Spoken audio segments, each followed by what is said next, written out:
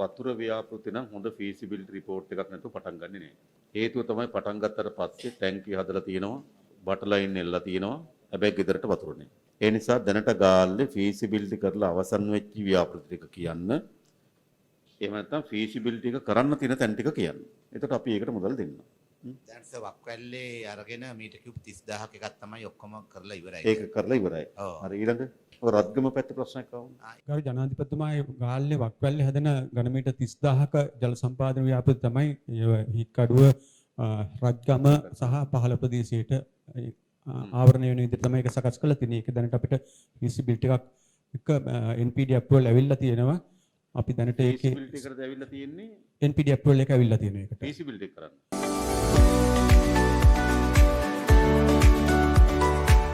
ප්‍රමුඛයා සමගින් ස්ථාවර වෙන්න.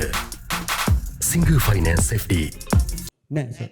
NPD approval එක ඇවිල්ලා හරි. තියෙනවා. හරි. ඊළඟ ඒක දැන් අපි ලබන අවුරුද්ද 2027 පටන් ගන්න 2030 වෙනකොට නිම වෙන්න තමයි අපි සකස් කරලා තියෙන්නේ දීර්ඝකාලීන ව්‍යාපෘතිය විදියට. හරි.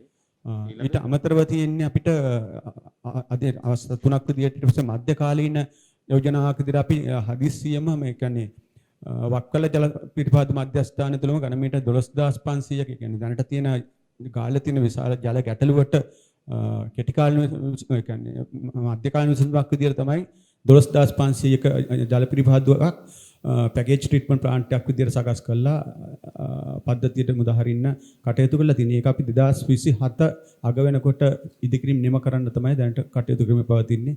ජනාධිපතිතුමා මේ විශේෂයෙන්ම ওই මහගොඩකන්ද ජල ව්‍යාපෘතියේ දැන් ඔකේ ටැංකියක් හදලා ඔක්කොම කරලා තියෙන්නේ අර බටයක් පාලම හරහා ගේන්න බෑ කියන එක මත RD එකකින් අවසරය දෙන්නේ නැහැ. ඒකත් එක්ක මේ ජල ව්‍යාපෘතිය නතර වෙලා අතර මම හිතන්නේ පවුල් 10000කට ආසන්න ප්‍රමාණයක් ජලය දෙන්න පුළුවන් වැඩක් ටැංකියක් හදලා ඔක්කොම කරලා දැන් වැඩේ නතර වෙලා තියෙන්නේ. ජනාධිපතිතුමනි මෙතන උනේ අතරම අපි උත්සාහ කරා ගිංගගේ අතර විශාල පාලමක් ඒක හරහා ගිංගක හරහා නලයලීම කරන්න ඒ අදාළ ගංගා හරහා තියෙන පාලම පාවිච්චි කළා. නමුත් අපි RD එකත් එක්ක මේ ගොඩක් කතා කරා ඩිසයින්ස් විවිධ චේන්ජ් කරමින් සාකච්ඡා කරා අවසානයේදී ඒක එච්චර ඔයගොල්ලෝ ඩිසයින් කරේ කොහොමද?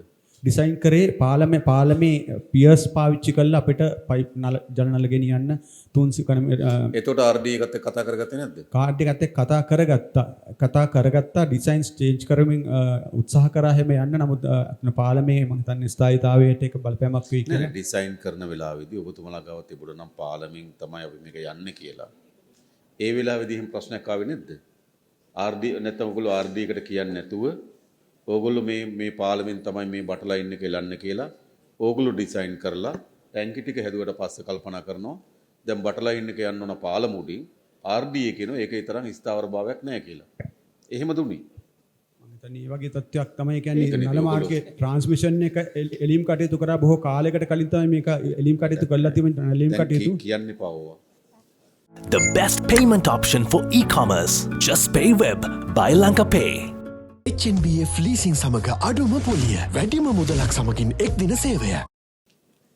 ඇත්ත ප්‍රශ්නයක් නෙවෙයි. ඔතන තමයි ප්‍රශ්නේ මතුවෙන්නේ. සර් ඒක ඊට පස්සේ වෝටර් බෝඩ් එකෙන් අපිට ඇවිල්ලා කියන්නේ ඩිසයින් එකට ඉදිරිපත් කරලා තියෙනවා පාර්ලිමෙන් එළියේ යන්න. ඒක දැන් ඩිසයින් එකට යොමු කරලා තියෙන්නේ. තව මේ සතිය ඇතුළත ඒකේ මොකද්ද ඔබතුමීලා යෝජනා කරන්නේ එතකොට? වෝටර් බෝඩ් එකෙන් අපිට තියෙනවා මේ ජනාධිපතිතුමනි පාර්ලිමෙන් එළියෙන් ලයින් එක යන්න. අපි වෙනම පියර්ස් ගහලා පාලමක් හදාගෙන වෙනම එතකොට ඔයගොල්ලෝ ඇස්ටිමේට් කරේ කොහොමද? ඒකටත් එක්කද? ඒකටත් එක්ක තමයි ඇස්ටිමේට් කළේ. නෑ ඇස්ටිමේට් කරේ මේකෙන් යන්නේ. කලින් ව්‍යාපෘතියකින් තමයි ඒක සකස් වෙලා තියෙන්නේ. නමුත් මේ මෑත කාලේ අපි දැන් වෙනම ඇස්ටිමේට් සකස් කරා වෙනම පාලමක් හදලා හිතන්නකෝ ටැංකි ටික හදනවා. දැන් මේ മന്ത്രിතුමා කියන විදිහට ටැංකි හදලා අවුරුදු 2ක් විතර. හැබැයි වතුර ගෙනියන්න බටර් ලයින් එක ලා ගන්න පෙරුවේ ඉන්නේ. ඉතින් මොකද්ද ඉතින් ඵලය? ටැංකි ටිකක් හදන් ඉන්නවා වතුර නැතුව. ගරු ජනාධිපතිතුමා ඉතින් මූලික ඩිසයින් එක ඔයගොල්ලෝ හැම ආයතනෙම කල්පනා කරන්න. මොකක් හරි තමන්ගේ ඩිසයින් එකේ තව ආයතනයක් එක බද්ධ වෙලා තියෙනවා නම් ඒ ආයතනේ පූර්ව අනුමැතිය ගන්න. ජනාධිපතිතුමා මේකට RD එකත් එක්ක අනුමැතියක් අරගෙන අපි ඇග්‍රීමන්ට් එක සයින් කරලා තියෙනවා. නමුත් දැන් කියනවා ඒගොල්ලන් බෑ කියන එක. ඒක තමයි වෙලා තියෙන්නේ. ගරු ජනාධිපතිතුමා දැන් මේ ප්‍රශ්නේ උපදේශනකාර සභාවට මම අරගෙන ගියා. නමුත් එතෙන්දිත් දැන් ඔය මේකත් මේ ටිකම තමයි දිගටම කියන්නේ. නමුත් මේ වැඩේ වෙන්නේ නැහැ. ජනතාවට ජල ප්‍රශ්නය උග්‍රයි ඒ ටිකේ. මොකක්ද RD එක ඒ වෙලාවේ එකඟ වෙලා දැන් ඒක අපේ ඩිසයින් එකත් එක්ක තමයි මේ සැලසුම් අංශයත් එක්ක තමයි මේ සම්බන්ධ නෑ දැන් ඒගොල්ලෝ කියනවා අවදානම් කියන දේ පාලමුඩින් මේ පම්ප් ලයින් එක යන එක. ඔව් ඊට පස්සේ මේ කලින් දැක්කේ නැත්තේ ඒක. ඇග්‍රීමන්ට් එකක් සයින් කරලා තියෙනවා කියලා. ඕගොල්ලෝගේ වෙනම PS එකක් හදලා යන්නකො කොච්චර කාලයක් යනවද ඕගොල්ලන්ට? අපි 2028 මාර්තු වෙනකොට ඒක නිම කරන් තමයි දැන් 28 මාරු. තව අවුරුදු වැඩක් නෑ නේද? ඊට පස්සේ ඕගොල්ලෝ ඊළඟ සල්ලි ඉල්ලන්නේ මේ ටැංකි ටික ප්‍රතිසංස්කරණය කරන්න කියලා. අවුරුදු 3ක් විතර දැනුත් දෙකක් පහුවෙලා යනවා. තව අවුරුදු 2කට කිට්ටු වෙන කාලයක් යනවා නම් අවුරුදු 4ක්. දැන් මේ ටැංකි ටික හදලා සල්ලි වියදම් කරලා අපි තියන් ඉන්නේ. එහෙනම් පාර්ලිමේන්ත අවදානම් නැත්තම් ඕගොල්ලෝ දෙන්න නැත්තම් ඕගොල්ලෝ වැඩේ පටන් ගන්න. නැත්තම් තාවකාලික විසඳුම් නැද්ද මොනවද?